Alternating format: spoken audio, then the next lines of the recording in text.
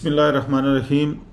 अस्सलाम वालेकुम दोस्तों, जम्मू कश्मीर के पहाड़ी कबीला का शेड्यूल ट्राइब का मुतालबा कई दहाइयों से हुकूमतों के ज़ेर गौर रहा है, लेकिन बिलखसूस 2-3 बरस से ये मरकज़ी हुकूमत की एक्टिव कंसिडरेशन में था और जो भी ज़रूरी कार्रवाई इस ज़िम्न में की जाना थी वो इस अरसा में बाकायदगी के साथ, तवातर के साथ और संजीदगी के साथ की जाती रही, जिसके नतीजे में अब जो दिल्ली से गुज़श्ता 1-2 दिन से ख़बरें मौसूल हो रही हैं उससे ये अंदाज़ा हो रहा है कि ये मामला अपने बिल्कुल आखिरी मराहल में दाखिल हो चुका है।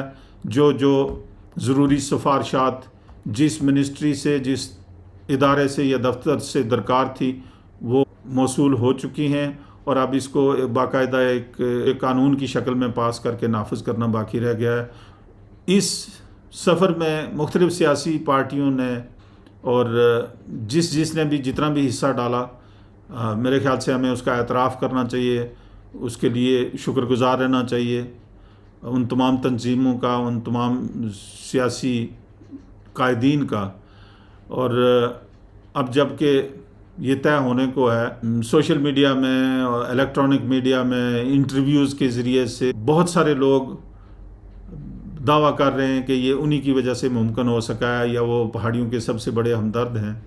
बहुत अच्छी बात है। हमारे लीडरान जो हैं वो आवाम के मसाइल का कितना इदराक रखते हैं, कितनी संजीदगी से उन मामलात को समझते हैं और या उनको हल करने की कोशिश करते हैं। ख़ासकर निस्बतन कम आबादी वाले कबाइल जो जम्मू कश्मीर में आबाद हैं, उनके मसाइल की तरफ इसकी आदत का कितना एक संजीदा रवैया रहा है, वो मैं चाहता हूं कि उसका एक इआदा किया जाए ताकि रिकॉर्ड को दुरुस्त रखा जा सके। दोस्तों, 2011 की मरदमशुमारी के मुताबिक जम्मू कश्मीर की आबादी कोई 1.25 करोड़ थी और इस 1.25 करोड़ की आबादी में पहाड़ियों की तादाद इसका कोई 9% और इसी तादाद में हमारे गुजर भाई भी हैं, या मुमकिन है वो 1%, आधा % इनसे ज़्यादा हों, चूँकि बहुत जगहों पे वो कन्फ्यूजन है जो अब रफ्ता रफ्ता दूर होगा। ये अलग बात है कि इसमें बहुत सारे जो गुजर तबका के माहिर शुमारियात जो हैं वो ये आबादी कोई 36 लाख और 38 लाख बताता है, और इसी तरीके से पहाड़ी कबीले में भी बड़े बड़े अरस्तु और सुकरात हैं जो पहाड़ियों की आबादी 25 से 30 लाख बताते हैं। मेरा ये ख्याल है कि इन दो कबाइल की आबादी कुल आबादी का 20% है। अब इस 20% आबादी की तरफ जम्मू कश्मीर की क़यादत का क्या रवैया रहा है उसको थोड़ा सा एनालाइज करने की मैं कोशिश करूँगा। तो वे सबसे पहले हम देखते हैं कि जनाब गुलाम नबी आज़ाद साहब जो हैं ये पहाड़ियों के मुतालबात से कितनी आगही रखते हैं। होगा तो मैंने ये पहाड़ियों की मुखालफत नहीं की है कि मैं हमारे पहाड़ी जितने हैं, रजौरी पुंछ में पहाड़ी हैं, बिल्कुल हक उनका मिलना चाहे, लेकिन हमारे इधर कुपवाड़ा, बारामूला, टंगडार में भी पहाड़ी हैं, उनको भी मिलना चाहे, तो इसमें कौन सी बुरी बात है। हम कभी रजौरी पुंछ की मुखालफत नहीं करते हैं, लेकिन हमारे इतने टंगडार जो साधना 6 महीने से बंद रहता है उनका क्या हुआ, जिनका 365 दिन हर चौथे दिन गोलियां आर पार से आती हैं, उनका क्या होगा। रजौरी पुंछ मिले बहुत अच्छा होगा हमें। और मैं जब चीफ मिनिस्टर था तब तो मैं चीफ मिनिस्टर होकर उसी रजौरी पुंछ में मैंने दर्जनों पब्लिक मीटिंग में कहा मेरे गुजर भाइयों को कि तुम इसका विरोध मत करो, तुम उसकी मुखालफत मत करो, तुम इससे काट के नहीं देंगे, हम जनरल में से इसको दे देंगे। तो उन्होंने, गुजर भाइयों ने फिर उसका बंद कर दिया, उनकी मुखालफत कर दो। तो ये मेरी दर्जनों स्पीचें हुई हैं चीफ मिनिस्टर रजौरी पुंछ में। लेकिन कुछ सियासी जिनको आज लगता है कि इलेक्शन में उनके लिए मैं फिर खतरा बन चुका हूँ, हैं जैसे पहले बन चुका था, तो फिर इस तरह की अफवाहें चलेंगी, इस तरह की रिकॉर्डिंग चलेंगी। मैं रजौरी पुंछ के लोगों से भी कहूँगा, मैं टंगडार और यहाँ उड़ी और ये जो हमारा केरन है या दूसरा हमारी इस कुपवाड़ा डिस्ट्रिक्ट के लोगों से कहूँगा, इस प्रोपेगेंडा का शिकार नहीं हो जाएं। एक सियासी प्रोपेगेंडा है, उन लोगों को तकलीफ़ हो रही है कि लोग इनके साथ क्यों जाते हैं। मैं खुद पहाड़ी इलाका का हूँ। सुन लिया आपने, ये साहब कह रहे हैं कि अगर पुंछ राजौरी के पहाड़ियों की मांग اس کی شیڈول ٹرائب کی ہے، تو ان کا یہ خیال ہے کہ بارہمولہ اور کپواڑہ کے جو پہاڑی ہیں ان کو بھی اسی طرح کا حق ملنا چاہیے. یعنی پیر پنچال کے پہاڑی اور وادی کشمیر کے پہاڑی جو ہیں یہ علیحدہ کوئی اینٹیٹیز ہیں اور ان کے مطالبات بھی الگ ہیں، اور ان کی یہ خواہش ہے کہ جو پیر پنچال والوں کو حق ملے وہ وادی کشمیر کے پہاڑیوں کو بھی ملے. اب ان صاحب سے کوئی دریافت کرے کہ کیا آپ جان بوجھ کر انجان بننے کی کوشش کر رہے ہیں؟ آپ کو یہ علم نہیں ہے کہ پیر پنچال کا پہاڑی اور وادی کشمیر کا پہاڑی یا پیر پنچال کا گجر اور ریاست کے دیگر حصوں کا گجر یہ ایک ہی کمیونٹی ہیں، یہ کوئی علیحدہ علیحدہ اینٹیٹیز نہیں ہیں. تو اب پیر پنچال کے پہاڑیوں کے مطالبات کو وادی کشمیر کے پہاڑیوں کے مطالبات سے الگ بتا کر جو ہے وہ دانستہ طور پر فساد پیدا کرنے کے لیے آپ ان کو ایک دوسرے کے مقابل لا کے کھڑا کرنے کی کوشش کر رہے ہیں، یا پھر واقعی آپ کو یہ علم نہیں ہے کہ پیر پنچال کا پہاڑی اور وادی کشمیر کا پہاڑی بھی ایک ہے اور ان کا مطالبہ بھی ایک ہے. اور اگر یہ خبر آپ کو نہیں ہے تو پھر یہ انتہائی افسوسناک مقام ہے. آپ نصف صدی سے جموں کشمیر کی سیاست کے ساتھ ڈیل کر رہے ہیں، اور اس سے بڑھ کر آپ 3 سال تک جموں کشمیر کے وزیر اعلیٰ رہے ہیں، اور اس دوران آپ کو یہ بھی خبر نہیں ہے کہ پیر پنچال کے پہاڑی اور وادی کشمیر کے پہاڑی جو ہیں وہ ایک ہی ہیں اور ان کا مطالبہ بھی ایک ہے، ان کی ڈیمانڈ ایک ہے، ان کی لیڈرشپ ایک ہے، ان کی بود و باش ایک ہے. یہ صاحب خود کو بھی پہاڑی کہہ رہے ہیں، اور یہ تجاہل عارفانہ ہے. ان کو پتہ ہے کہ نہ تو یہ پہاڑی ہیں، اور ان کو یہ بھی پتہ ہے کہ پیر پنچال اور وادی کشمیر کے پہاڑی علیحدہ نہیں ہیں بلکہ یہ ایک ہی لوگ ہیں. یہ اس طرح کے بیان جو دیتے رہے ہیں ہمیشہ سے، یہ ان کا کہنا کہ میں بھی پہاڑی ہوں، ڈوڈا والا بھی پہاڑی ہے، وہ بھی پہاڑ پر رہتا ہے. ارے بابا، پہاڑ پر رہنا اور پہاڑی ہونا 2 مختلف چیزیں ہیں جو آپ کو معلوم بھی ہیں، اور اس کے باوجود یہ کر رہے ہیں آپ اس طرح کی گفتگو. اور اگر آپ کو نہیں معلوم تو پھر آپ کو جموں کشمیر کی سیاست سے اس کا مطلب ہے آپ کا کوئی سروکار نہیں رہا ہے. اب جناب ذرا ملاحظہ فرمائیے جموں کشمیر کے ایک اور سابق وزیر اعلیٰ بڑے میاں. دوستو، ڈاکٹر فاروق عبداللہ صاحب نہ صرف جموں کشمیر بلکہ اس ملک کی ایک ذی عزت اور باوقار سیاسی شخصیت ہیں. کئی مرتبہ جموں کشمیر کے وزیر اعلیٰ رہ چکے ہیں. ذرا سنیے وہ کتنا علم رکھتے ہیں گجروں اور پہاڑیوں کے مسائل کا، اور ان کے خاص کر یہ شیڈول ٹرائب دیے جانے یا اس کے مطالبے کا کتنا علم رکھتے ہیں. انہی کی زبانی سنیے. But another aspect of what the Delimitation Commission has done is to increase reserved seats. There will now be 16 reserved seats for the scheduled castes and scheduled tribes, 9 of which are for the Gujjar and Bakarwal. Is that acceptable to your party? You see, scheduled caste has always had 7 seats. There's nothing new in them. But there are 9 new for the 9 scheduled seats have tribe. been created for scheduled tribe. Point here is, already there has been, since Mrs. Gandhi gave scheduled tribe to Gujars and Bakarwals, the Pahadis in those regions feel that they have been let down. At that time, Mrs. Gandhi promised in a meeting in 83, March, election time, that if the government of Farooq Abdullah writes to me, I will also, like Ladakh, I have given everybody the scheduled tribe, I will also give this to the Pahadis also. This whole region I'll give this. So is this acceptable to Farooq Abdullah? But to this day, they have not got this thing. So there is going to be further conflict between these two, parties, that is the Pahadis and the Gujars. تو سن لیا آپ نے. موصوف کا کہنا ہے کہ جب اندرا گاندھی نے گجروں اور بکروالوں کو شیڈول ٹرائب کے زمرے میں شامل کیا تو اس کے بعد مارچ 1983 میں الیکشن کے دوران اندرا جی نے یہ وعدہ کیا کہ اگر فاروق صاحب کی حکومت سفارش کرے تو جیسے لداخ والوں کو شیڈول ٹرائب کا درجہ دیا گیا ہے اسی طریقہ سے وہ پہاڑیوں کو بھی شیڈول ٹرائب میں شامل کریں گی. تو گویا ڈاکٹر صاحب کا یہ کہنا ہے کہ گجر بکروالوں کو اور لداخ والوں کو 1983 سے پہلے شیڈول ٹرائب دیا جا چکا تھا. لیکن حقیقت کیا ہے؟ دراصل لداخیوں کو ان کے 8 قبائل تھے 1989 میں 1989 میں ایس ٹی کا درجہ ملا، اور گجر اور بکروالوں کو اپریل 1991 میں، یعنی اس کے بھی 2 سال بعد اس فہرست میں شامل کیا گیا. اور اس وقت اندرا جی کی نہیں، چندر شیکھر صاحب کی حکومت تھی اور کانگریس اس کی سپورٹ کر رہی تھی. تب اندرا جی کو اگلی دنیا میں گئے ہوئے 5 سے 7 سال ہو چکے تھے. لداخ والوں کے ٹائم میں 5 سال ہو چکے تھے، اور گجر بکروال بھائیوں کو جب دیا گیا اس وقت 7 سال ہو چکے تھے ان کو اگلی دنیا پہنچے. اب رہا سوال یہ کہ فاروق صاحب نے کیا اندرا جی کو پہاڑیوں کے حق میں سفارش کی چٹھی لکھی، اور اگر لکھی تو کس ایڈریس پر بھیجی؟ یہ ڈاکٹر فاروق صاحب خود ہی بتا سکتے ہیں، کیونکہ ان دنوں اندرا جی کا ایڈریس اس دنیا میں کسی کے پاس موجود نہیں تھا. اور پھر اس سفارش میں کیا لکھا یہ خود ہی بتا سکتے ہیں. اب جناب آگے بڑھتے ہیں. بڑے میاں تو بڑے میاں، چھوٹے میاں سبحان اللہ. قریب 25 سال سے سیاست میں موجود جناب عمر عبداللہ صاحب بھی ایک مرتبہ 6 سال کے لیے جموں کشمیر کے وزیر اعلیٰ رہ چکے ہیں. ذرا دیکھیے وہ کیا فرماتے ہیں اس حوالے سے. So, and what about this Pahadi reservation issue that has cropped up?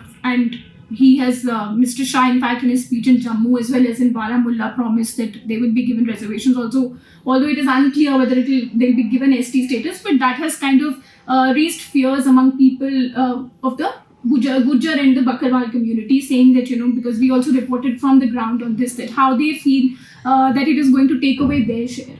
So some are also calling it politically like a political gimmick, just because there are 7 assembly seats where the Pahadis have a mandate. So what is your analysis of that? You must give Pahadis their share, but you must do it in a way in which you protect the share and the rights of the Gujars. That's what we've always said, and this is not a new thing. From the very beginning, when in Indira Gandhi's government in 82, reservation and scheduled tribe status to Gujars was announced. In that very election, my father was then chief minister. A cabinet memo was prepared. A cabinet decision was sent to Mrs. Indira Gandhi ji, asking for a similar scheduled tribe status to be given to Pahadis. Okay. From that day onwards, we have been advocates of scheduled tribe reservations for Pahadis. But as I have said time and time again, and I still remember making this speech in Surankot in 2002, کہ پہاڑی کی تھالی میں کھانا ڈالنے کے لیے ہمیں گجروں کی تھالی میں چھید نہیں کرنا ہے. What the Gujars get, they must get. Pahadis must get their right. Let Amit Shah ji do this. We have no problem. We will never object to it. But We are advocates of it. But is the ambition those 7 assembly seats when he says this? I don't know what the ambition is. That is something only the BJP can answer. They are a very well-oiled election machine. Nothing they do is done without looking at the political fallout of it. تو سنا آپ نے؟ جی ہاں، آپ نے سچ سنا. ان کا یہ کہنا ہے کہ شروع سے ہی جب سے 1982 میں گجروں کو شیڈیول ٹرائب کا درجہ دیا گیا، ان کے والد صاحب نے بحیثیت وزیر اعلیٰ اندرا جی کو کیبنٹ کا فیصلہ بھیجا اور یہ سفارش کی کہ پہاڑیوں کو بھی ایس ٹی کا درجہ دیا جانا چاہیے. جیسا کہ میں نے عرض کیا، گجروں کو تو 1991 میں ملا، لیکن عمر صاحب کو شاید اندرا جی نے ایڈوانس کاپی 1982 میں بھیج دی تھی. عمر صاحب نے بھی وہی تاریخ پڑھی ہے جو ڈاکٹر فاروق عبداللہ صاحب نے پڑھی ہے اور ہمیں بتا رہے ہیں. یہ ہے ان لوگوں کی فہم و فراست ان کمیونٹیز کے مسائل کے حوالے سے، اور وہ بھی ایسے مسائل جن میں ان کی جان اٹکی ہوئی ہے. اب ذرا غور سے سنیے. عمر عبداللہ صاحب 2002 میں سرن کوٹ میں الیکشن کے دوران ایک جلسے میں کی گئی تقریر کا حوالہ دے کر یہ باور کرانے کی کوشش کر رہے ہیں کہ ان کا دل پہاڑیوں کے لیے اور گجروں کے لیے یکساں درد کے ساتھ دھڑکتا ہے. But as I have said time and time again, and I still remember making this speech in Surankot in 2002, کہ پہاڑی کی تھالی میں کھانا ڈالنے کے لیے ہمیں گجروں کی تھالی میں چھید نہیں کرنا ہے. What the Gujars get, they must get. Pahadis must get their right. Let Amit Shah ji do this. We have no problem. We will never object to it. But We is are, the we are ambition- advocates of it. But is the ambition those 7 assembly seats when he says this? I don't know what the ambition is. That is something only the BJP can answer. They are a very well-oiled election machine. Nothing they do is done without looking at the political fallout of it. आपने सुना अपनी तकरीर का एक जुमला एक मकाल में यानी डायलॉग के तौर पर दोहरा रहे हैं जो 20 साल गुजर जाने के बाद भी उन्हें हर्फ बहर्फ याद है। और उसकी वजह पता क्या है?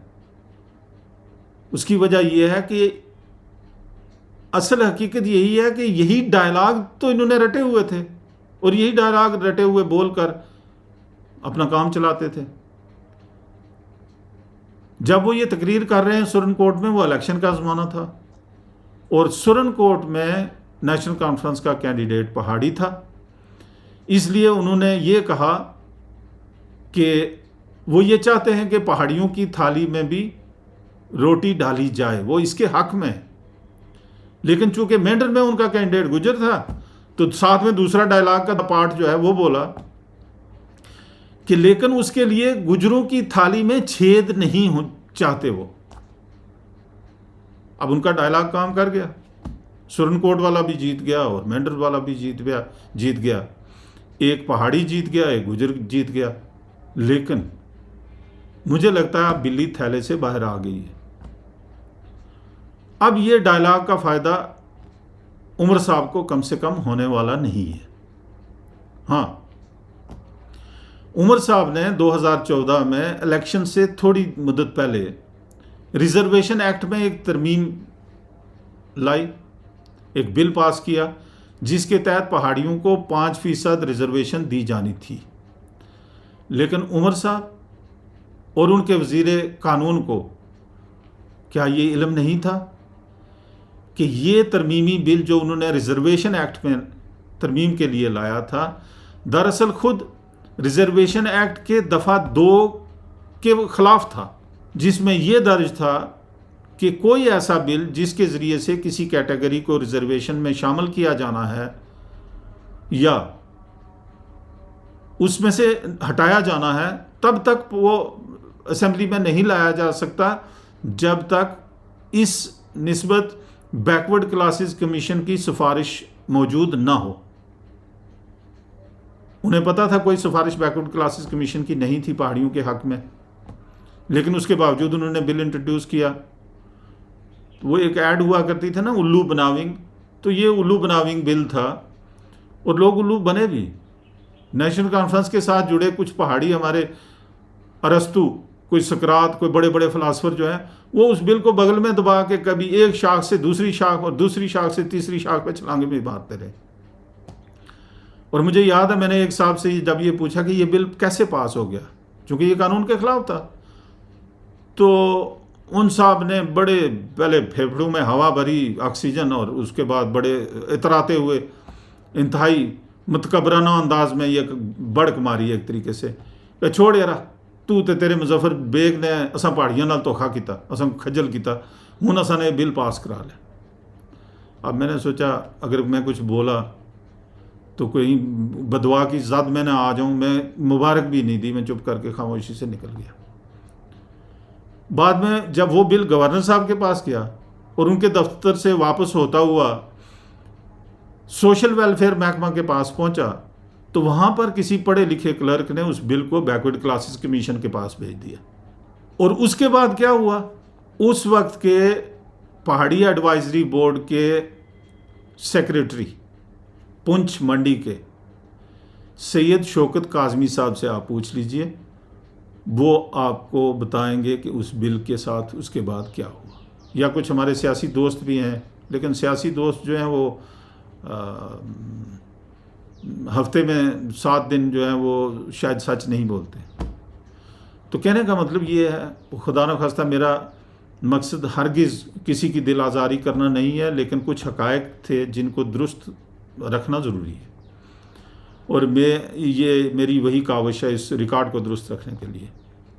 हाँ, एक गुजारिश मैं इसके अलावा ज़रूर करने की कोशिश करूँगा। پہاڑیوں کے اس مطالبے کی تکمیل کے سفر میں بہت سارے لوگوں نے یہ سمجھا کہ شاید اس کی وجہ سے ان کو نقصان ہوگا، اور انہوں نے اس کے راستے میں رکاوٹیں پیدا کرنے کی کوشش کی، کئی کوششیں کی، پے در پے کوششیں کی، اور اس میں کچھ جائز بھی تھی، کچھ ناجائز بھی تھیں۔ کچھ لوگوں نے اس کی مخالفت میں جو زبان استعمال کی، میرے خیال سے وہ مناسب نہیں تھی، اور مخالفت برائے مخالفت اور ایک گفتگو کے آداب سے بہت نیچے اتر کر بھی بہت لوگوں نے بات کی۔ لیکن میرے خیال سے وہ ساری چیزیں جو ہیں اب پیچھے چھوٹ چکی ہیں لگ بھگ، انشاءاللہ ان کو درگزر کرنے کی ضرورت ہے۔ آئیے ہم ایک نیا عہد کریں، اور خاص کر یہ سنجیدہ طبقہ جو ہے دونوں اطراف سے، کہ تلخیوں کو ختم کیا جائے۔ چونکہ میرا یہ خیال ہے، یہ میری ذاتی رائے ہے، کہ آپ کی مفاہمت اور آپ کا ایک دوسرے کے ساتھ مل کر آگے بڑھنا، ہاتھ ملا کے آگے بڑھنا آپ کی طاقت ہے، اور سیاست کے سفر میں عوام کی طاقت سب سے بڑی طاقت ہے۔ اور اس کا مطلب یہ بھی نہیں ہے کہ آپ دونوں قبائل جو ہیں آپس میں جمع ہو کر، یا اور اس طرح کے دوسرے قبائل جو ہیں آپس میں جمع ہو کر کسی تیسرے کے خلاف جو ہے کوئی نیا محاذ کھولیں، ہرگز نہیں، بلکہ آپ بھی اس خطے کے اس کرۂ ارض کے اوپر، یہ جو جہاں پہ ہم آباد ہیں، اس وطن میں تعمیر و ترقی کی راہ پر آگے بڑھیں، اور خندہ پیشانی کے ساتھ آگے بڑھیں، ایک دوسرے کے گھورتے ہوئے، غلیظ زبان استعمال کرتے ہوئے، تحقیر آمیز رویہ اختیار کرتے ہوئے۔ اس روش سے ہٹ کر ہم ایک مہذب معاشرے کی اکائیوں کی صورت میں ہم آگے بڑھیں، میرے خیال سے اس سے احسن کوئی رویہ نہیں ہوگا۔ میں آپ کا بہت بہت مشکور ہوں۔